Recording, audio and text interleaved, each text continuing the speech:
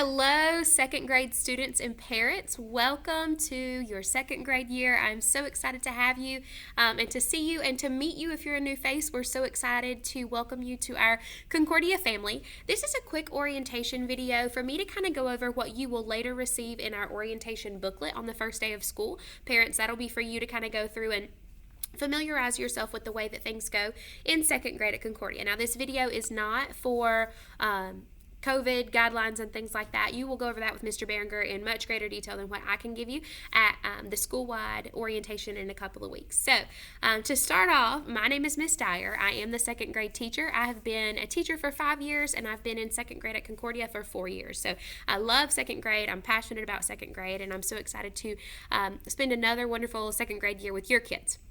I have some notes beside me.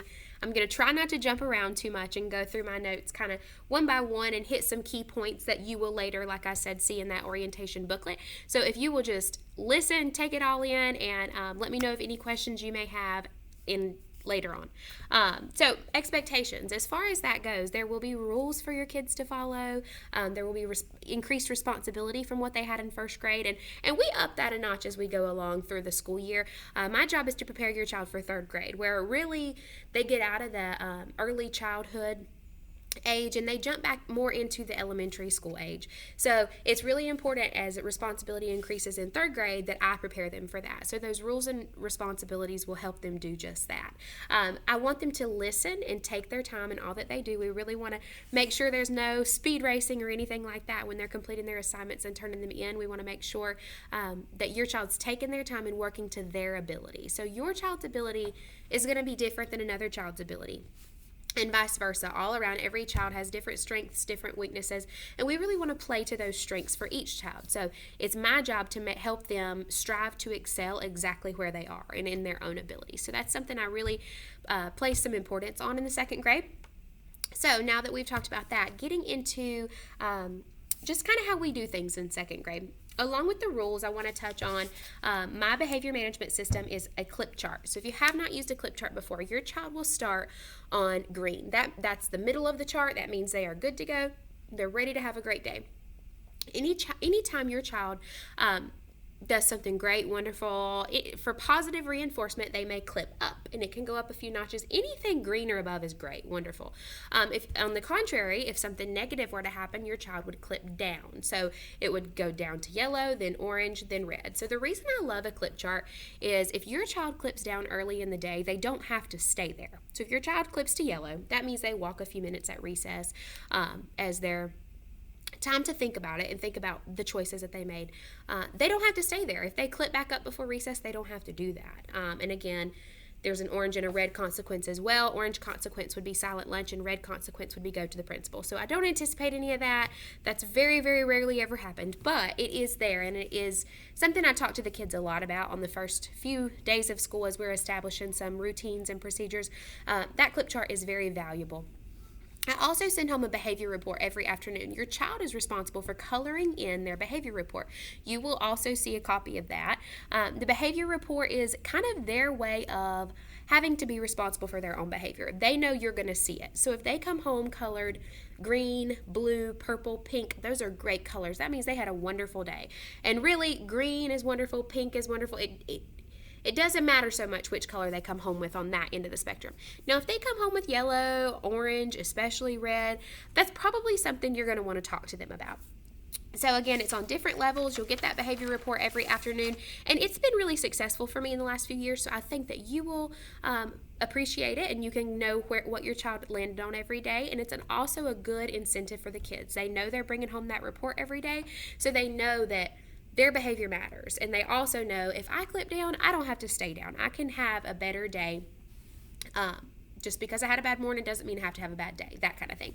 So that's a good little positive reinforcement that we like to enact in the second grade. Another thing, so as far as grading procedures go, second grade is the first year at Concordia where they are on an academic scale. So instead of having satisfactory versus unsatisfactory grades that they may have had in first grade, kindergarten, that sort of thing, they move into a number letter scale. So grades are real in second grade, which is another which is another strange thing for second graders to understand. So that's something I work with them on as the year goes on as well, and kind of show them how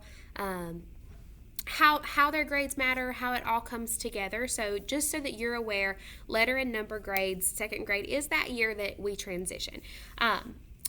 So as far as a grading and procedure schedule kind of goes, I did want to touch on, so we do a memory verse every Thursday in second grade. So I, during religion class, teach them just a small Bible verse to remember. Most of the time I have a song and some hand motions and things to go along with that memory verse. They should know that memory verse for the week. Of course, please practice it with them at home so that on Thursday mornings they're ready, but they will be tested on reciting that on Thursday mornings, and they will receive a lollipop or a sucker or something after they do that. So not a huge thing, like they should already know. It's not a huge thing on your end because they should already know it. If they're paying attention during religion class and listening to me as I teach them songs and teach them hand motions, they should be good to go for that. Another thing, they will have a spelling test every Friday unless it's otherwise specified. Some weeks I don't do a spelling test if it's a short week. Other weeks, if it's maybe a 4-day week, we'll do it on a Thursday instead. But commonly it is every Friday. So your child's spelling words, they will have 15 spelling words and 1 bonus word. So that would make really 16 words. We practice those through the week. You will have a spelling tic-tac-toe, which means your child is responsible for 3 spelling activities throughout the week. Now, they may choose those activities. There will be 9 options, and they only have to do 3 in their spelling notebook, which is something I will go over in great detail with them the first couple of weeks. I'll probably do a lot of their spelling exercises with them just to familiarize them with the procedure and with the way we do it. Also, reading is very important in the second grade. So we do have an AR system. If you have not heard of AR, it is called Accelerated Reader.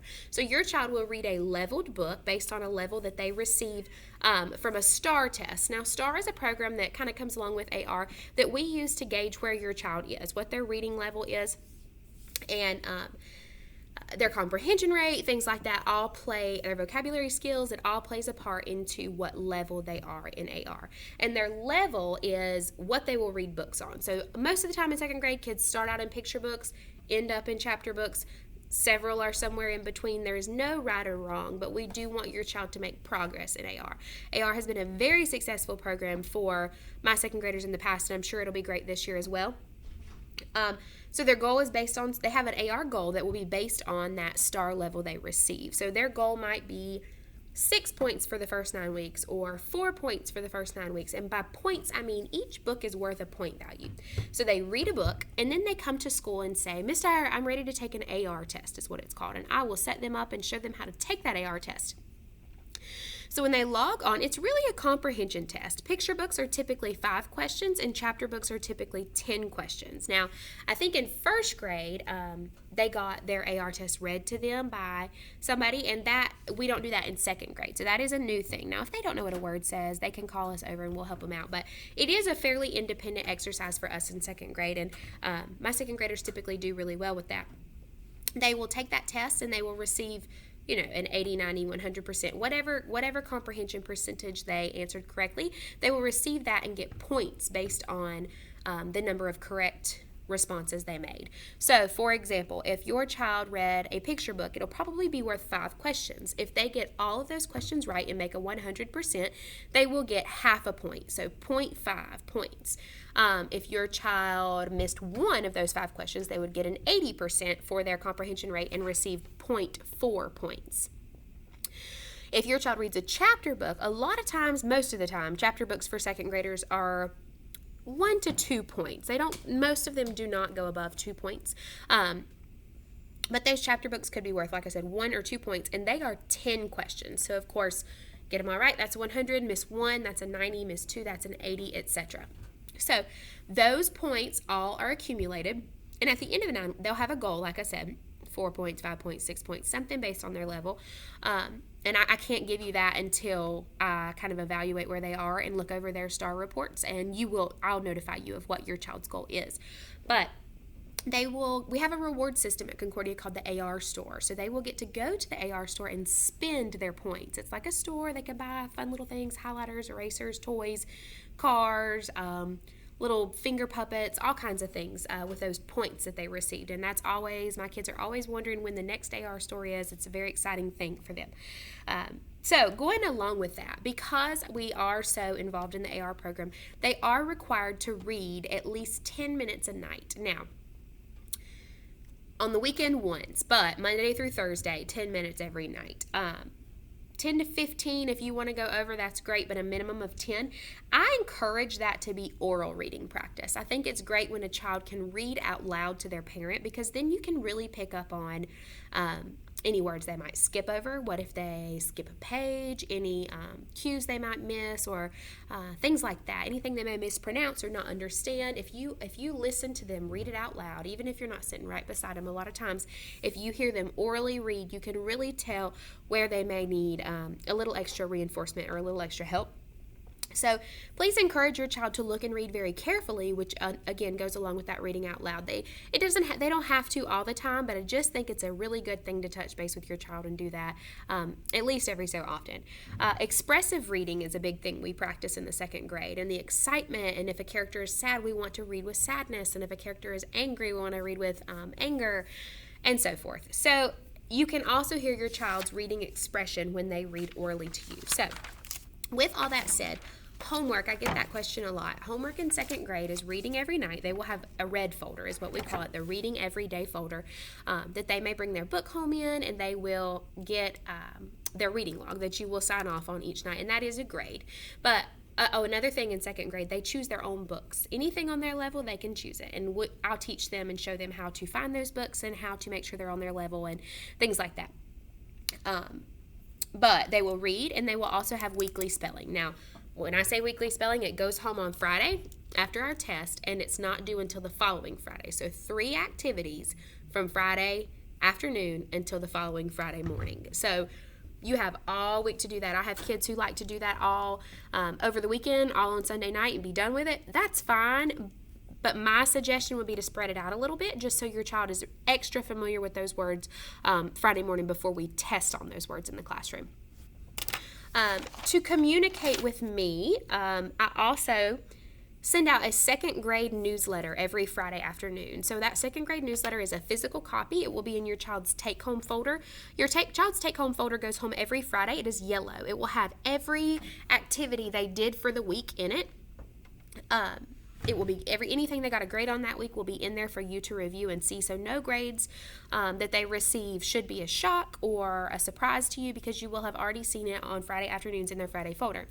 But like I was saying, in that folder is their second grade newsletter. The newsletter will just have a quick little paragraph from me. It'll have what the upcoming week is going to look like. It'll have any important dates coming up. It'll also have their spelling words. So if your child did not write their spelling words in their planner with us as a class, or if they missed that, or if they spelled one wrong or anything, those words can always be found on their second grade newsletter. It's just a way for me to kind of keep in touch with you and make sure we're on the same page. Along those lines, their planner, like I just mentioned, your child should be writing in their planner. Every day I put it up on the board what they should write in their planner. Read 10 minutes, spelling, whatever that may be. They write it in their planner so that you can see it. It doesn't have to be initialed every day, but just so you're aware and you don't ever wonder, their planner should contain any important information for upcoming Spirit Day tomorrow, or bring field trip money by tomorrow, etc. That would all be in their planner. You may also anytime communicate with me verbally. I know things are a little different this year. In the past, I would have said, I'm always in my room, come on by. If you see me at Carline, come on up. If you need anything, let me know. But I know with parents not coming in the building, at least to start off the school year, it makes things a little different. You are welcome to call me anytime at the school, or if you have my information, you can call me anytime and let me know anything you think I need to know. I'm also available on Sycamore. Pass-a-Note is really effective and really great. I keep it pulled up on my computer every day, and a lot of times if I receive a Pass-a-Note, it just ding, and it's right there, so I can answer it pretty quickly. You may email me. I try to keep a check on that throughout the day several times. And like I said, the take-home folders on Friday, a lot of people will put notes in those when they return them on Monday mornings. That's fine as well. I'm pretty easy to keep in touch with. Please come, well, I was going to say come by anytime. I know that's a little different this year, but please know that I'm always a resource for you and I'm always a resource for your child. And I really look forward to us partnering together in order to see your child succeed in the second grade. So I know that was a lot of information thrown at you at once. This is different for me as well, but like I said, everything I just said will come home in an orientation booklet. It says, welcome to second grade across the top. You can read through it. You can talk about the more important details with your child that your child may need to know. Another thing, we ordered lanyards for the kids to hook their masks to. So I said I wasn't going to talk about the COVID restrictions and things, but I wanted you to know your child will have a lanyard to hook their mask to so they don't lose that throughout the day. That's a big thing for us early elementary folks and keeping up with masks all day. That way they can just pop it on and it's around their neck, and when they take it off, it's still around their neck. So your child will be receiving one of those. I think that'll be a nice little thing for us to have. But like I said, I'm really looking forward to this year. I'm so excited to see you guys again if I saw you last year. If not, I'm so excited to meet you. We're just thrilled that you're a part of our Concordia family now. Again, you can reference the orientation booklet when you receive it. Please let me know if there's anything I left out of this video, anything else that you may need to know, anything you may have questions about.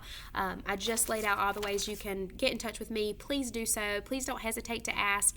If there's something you're wondering, somebody else is probably wondering it too. So please let me know. I would love to talk to you about it, get to know you, make things clear for you. So I'm so excited to get our year started, and I'm looking forward to seeing your smiling faces on day one. Bye, guys.